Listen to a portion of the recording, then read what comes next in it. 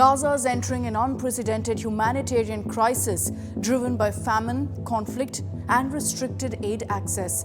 The death toll is mounting rapidly, especially among children, while survivors grapple with the catastrophic shortages of food, water, medicine, and shelter. There are heartbreaking images coming in from Gaza currently. But let's tell you all about this latest crisis. The United Nations has confirmed that at least 60,000 Palestinians have been killed since the war began in October 2023. That includes more than 80 children who've died in hunger-related incidents. The war in Gaza, remember, began in October 7, 2023, when thousands of terrorists led by the Hamas terror group invaded southern Israel, killing some 1,200 people and taking 251 hostages, 20 of whom are believed to be alive at this point. Currently, nearly 2 years on, over 500,000 people, and that includes over 3 lakh children under 5, face famine-like or acute malnutrition conditions.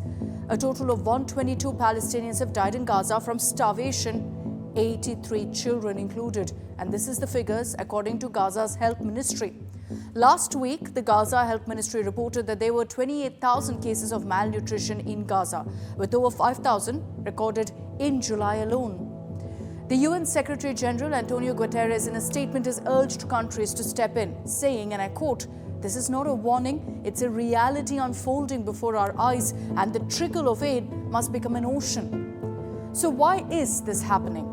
Well, the crisis has been triggered by a lack of aid reaching Gaza. Despite some air convoys and airdrops, only about 50% of requested supplies are actually reaching Gaza, with severe restrictions continuing under Israeli blockade policies. Israeli Prime Minister Benjamin Netanyahu had actually blocked all aid to Gaza back in March, saying it was to pressure Hamas into accepting a ceasefire. There are still some limited UN aid distribution operations, but they're so severely restricted that their effect simply cannot be felt. Israel restricts a lot of trucks and airdrops as well. But Israel has maintained that what we're seeing currently, this hunger crisis, is triggered by UN. Israel claims that shortfalls are occurring because much of the aid lies rotting, according to them, because the UN has not distributed it to spread Hamas's narrative and to create a famine. This is Israel's allegation. But they're also isolated. Their ally, Trump, acknowledged the crisis in Gaza, clearly deviating from Netanyahu's stand. That's real starvation stuff. I see it. And you can't fake that. So we're going to be even more involved. We did some airlifts before, some airdrops, and the people are running for it. And the Prime Minister is going to help us. They're very effective with that. You've done that before, and for many, they've done that for 100 years very well. Several countries have now started dropping aid in Gaza. Middle East countries, European countries like Spain have been airdropping tons of food into Gaza. So Israel too has been doing it. So has Jordan, the United Arab Emirates. They've all airdropped supplies into Gaza.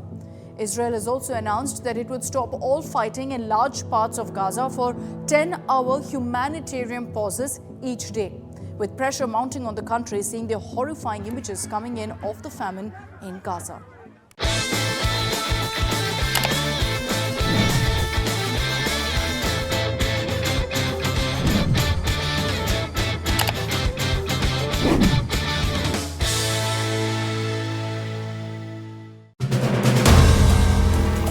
If you like the video, do like, comment, share and subscribe.